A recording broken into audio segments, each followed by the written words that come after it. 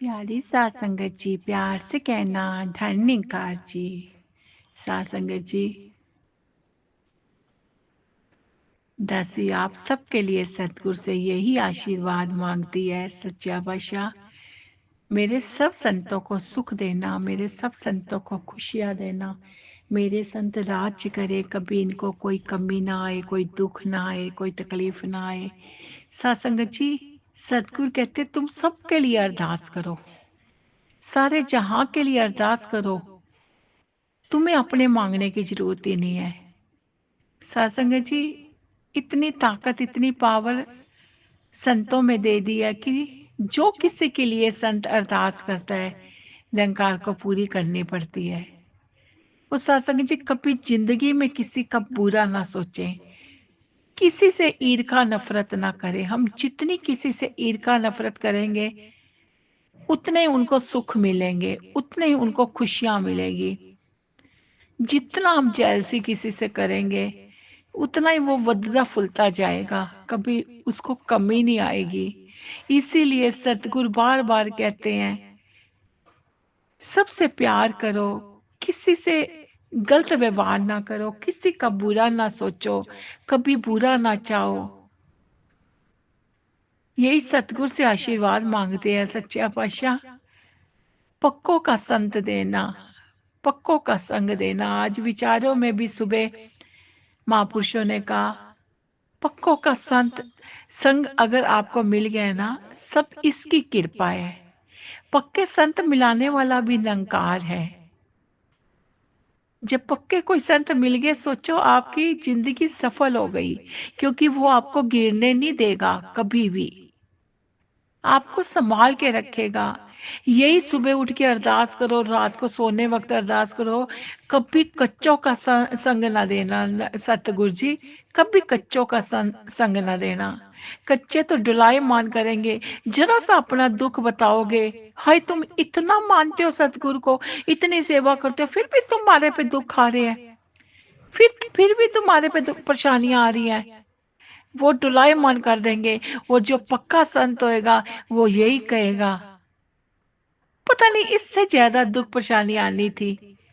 आप इतनी भक्ति, इतनी सेवा करते हो, तो सूली का कंडा बन गया है। पक्के संत ने तुम्हें खड़ा करना है। तभी कहते हैं, सही प्यारे मेल जिन्ना मिलिया तेरा नाम चितावे। ऐसा संत मिलाई सच्चा पातशाह, जिससे बात करते फूल गिरे, जिससे बात करते निरंकार से जुड़ जाए, हमारी लीव निरंकार से जुड़ जाए। ऐसा संत मिलाई सच्चा पातशाह। जे मिले संत कोई, तैनू ही मैं मिलिया समझा। इना नजरा च कदे फर्क न लियावा साहिबा। सच्चा पातशाह, कभी भी इन नजरों में फर्क न लाऊं। तेरा रूप मिला है, जैसे तुझे प्यार करते हैं वैसे संतों से प्यार करे। कोई वल छलना मन में रहे, कभी उनका फायदा ना उठाएं।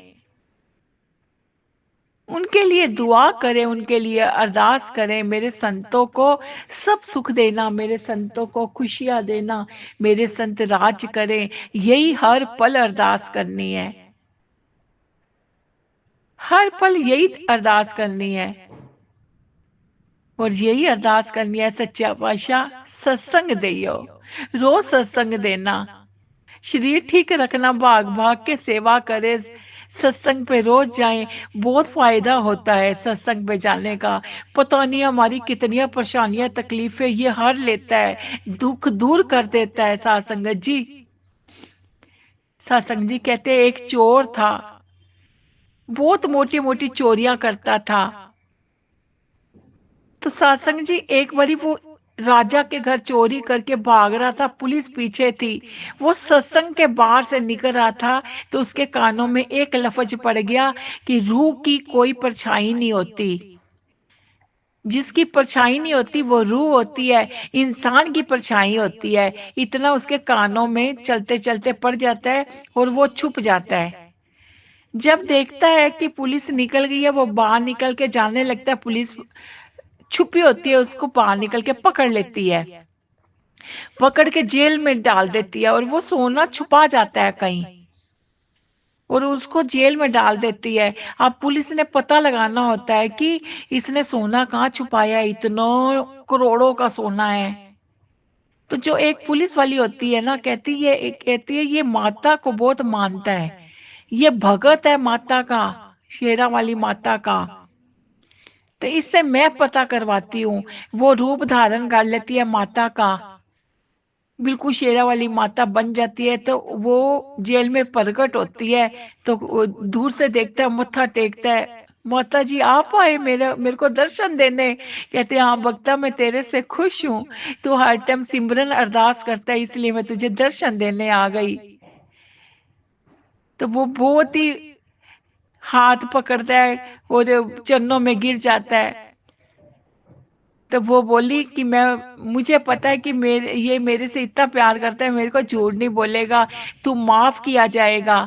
तो मुझे बस इतना बता दो कि तुमने सोना कहाँ छुपाया है, क्योंकि तू माता का भगत है, तू झूठ नहीं बोलेगा। वो कहता है हाँ मैं आपको बताऊंगा। जब बताने लगता है तो पीछे देखता है कि ऊपर छाई नजर आती होती है।